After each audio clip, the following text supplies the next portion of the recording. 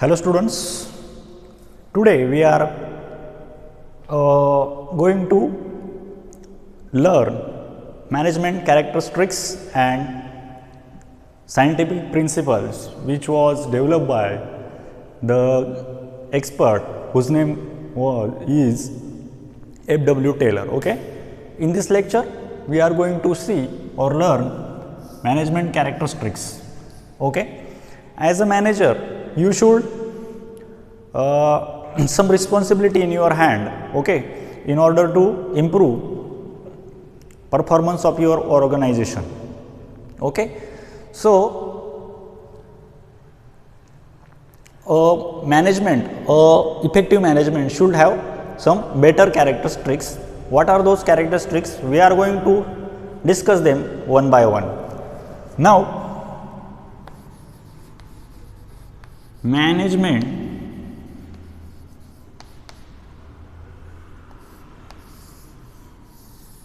as we know that management is nothing but it is an art of getting work done through other people's with the help of resources.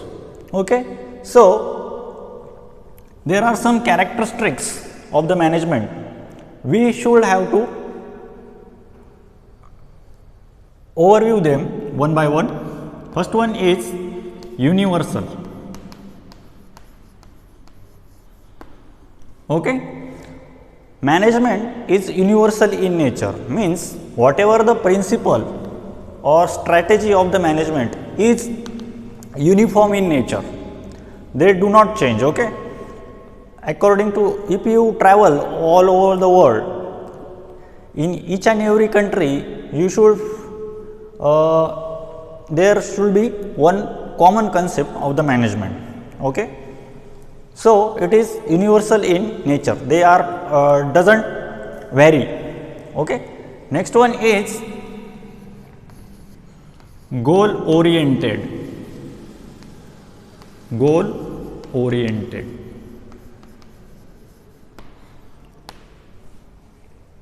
Management should always goal oriented. Okay, where there is a management, there should be always a goal that is defined by top management of that organization. Okay, so management plays an important role to achieve the goals or objective of that organization.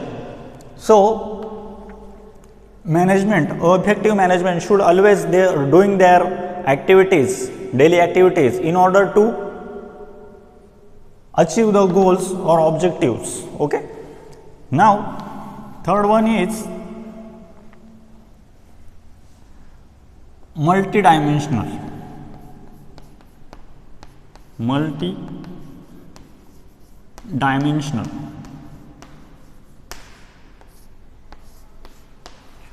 Okay, management is a multidimensional because it is not, management means not involves of the coordination of the peoples, okay, peoples of the organization. Okay, it include various activities like maintaining the relationships with the outsiders. Okay, that may be governments or other agencies. Generally you have to carry the proposal of your business to or providing them. Okay, so all such activities are come under this management activities. Okay, apart from the coordination of the different level peoples, okay, like manager, worker. Okay, so it involves different types of activity other than their daily activities. Okay, so it is multidimensional in nature.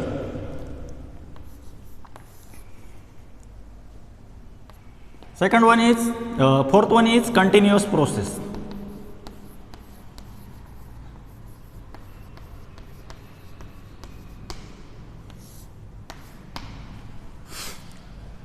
Generally, it involves the functions, managerial functions like planning, organizing, actuating, staffing, directing. These are the managerial functions, and while carrying your daily activities, you should have use these managerial functions: planning, organizing, staffing, directing. Okay, so it is a continuous process. Okay, that are done whatever your activities are done in order to achieve the common goal of your organization. So it involves continuous operations like planning, organizing,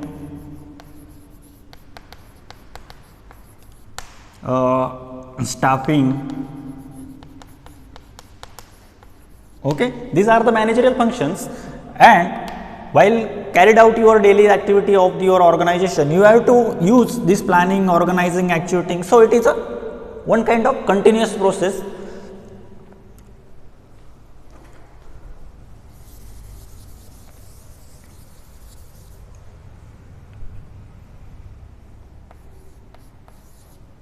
Next one is group activity. Okay, group activity.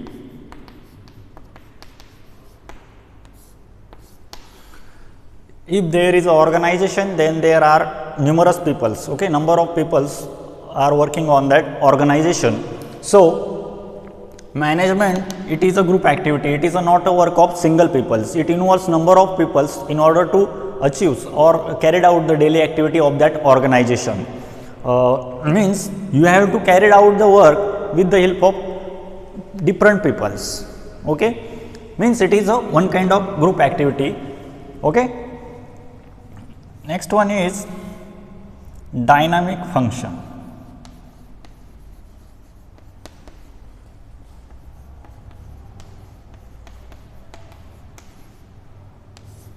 Dynamic functions.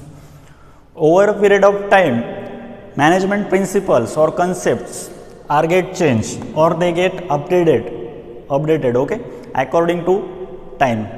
Okay, so the principles or the strategy of that management or concepts are going to change according to times. They may be depend on some various factors like political, okay, the issues may be political, then environmental,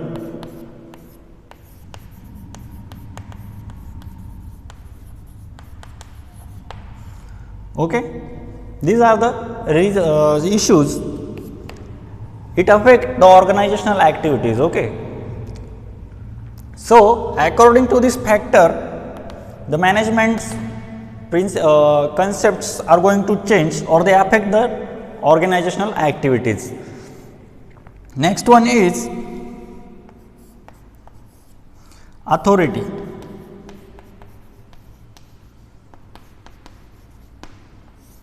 Okay, while carrying out your daily activity of your organizations, okay, so you have to must proper authority in your hand.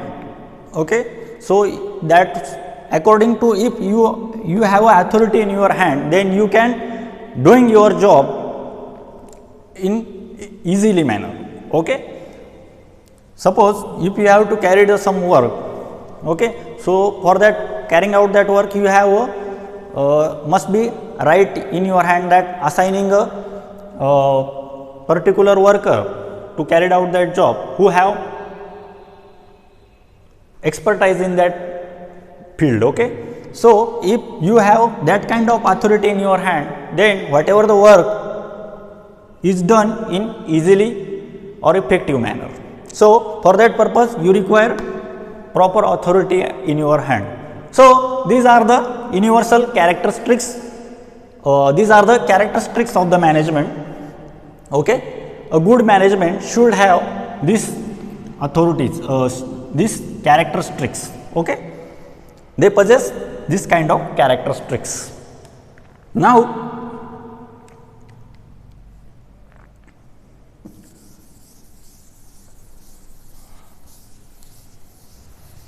we are going to discuss scientific principles of management. Scientific principle of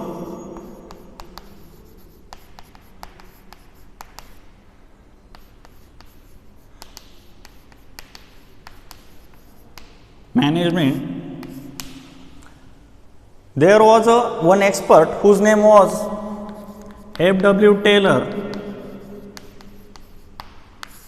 who develops 5 to 6 scientific principles. Okay, we are going to discuss them one by one. First one is science. Okay, not thumb rule.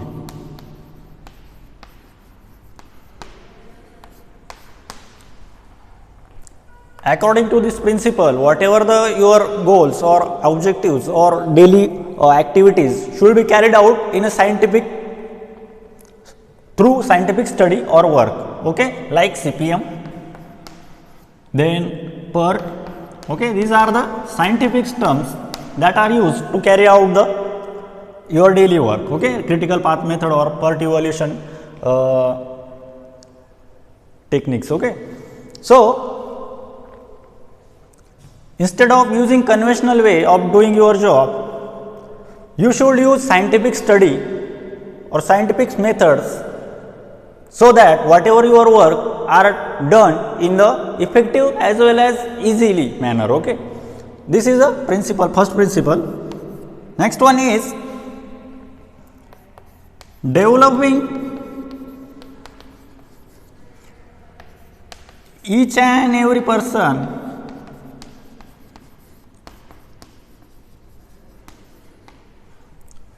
to his or her better efficiency. Okay, you should the proper management, if proper management will be there, then he should appoint the employees, okay, according to their requirements or skills. Okay, so that whatever the work done should be in effective manners, or they should develop or train their employees in such a way that whatever their willingness to carry out particular work should be more. Okay, also by giving such trainings to that employees or worker, they can develop ultimately their employees or worker, so that their efficiency of working should be very high. Next one is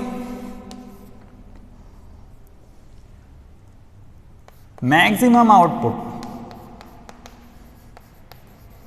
Maximum output instead of restricted output. Okay, so whatever the methods or ways to complete the work should be checked properly.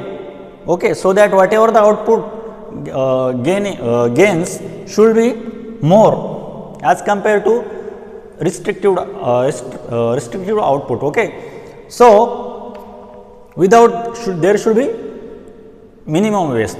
Okay, so according to this principle, you have to gain the maximum results with minimum efforts. This is a third principle. Next one is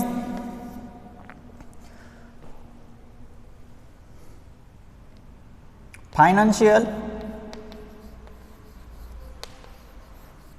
incentives.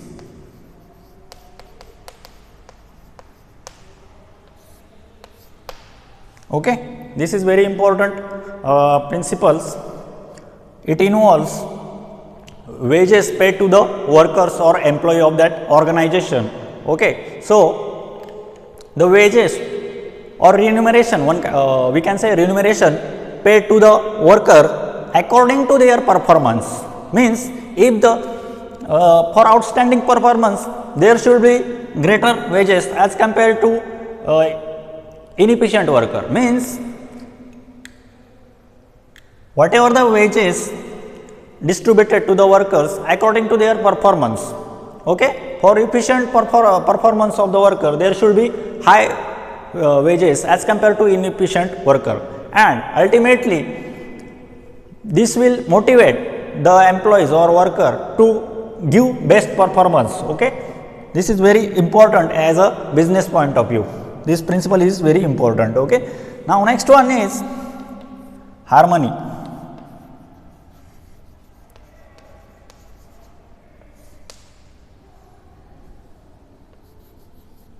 Harmony. Okay, as we know that management is a group activity, it involves number of peoples. Okay, so harmony means what? There should be a proper agreement on one common facts. Okay, if there is no agreement on a common facts, then what will be happen? Conflicts will be there. Okay, on particular issue there will be conflicts.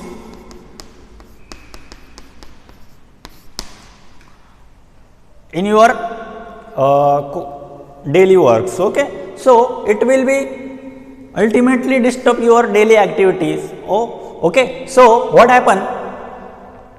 If conflicts will be there, then there will be always time delay in your whatever the goals or objectives. Okay, so in order to avoid that, there should be proper agreement on one facts. So these are the scientific principles, and these principles are developed by F.W. Taylors. Okay, the name of the expert was F.W. Taylors. So in this lecture we are already discussed the management characteristics. That is, management is universal in nature, it is a group activity, then management is a goal oriented. These are the characteristics, and these are the scientific principles which was developed by F.W. Taylors. That may be a science, not rule of thumb, then development of each and every person, maximum output instead of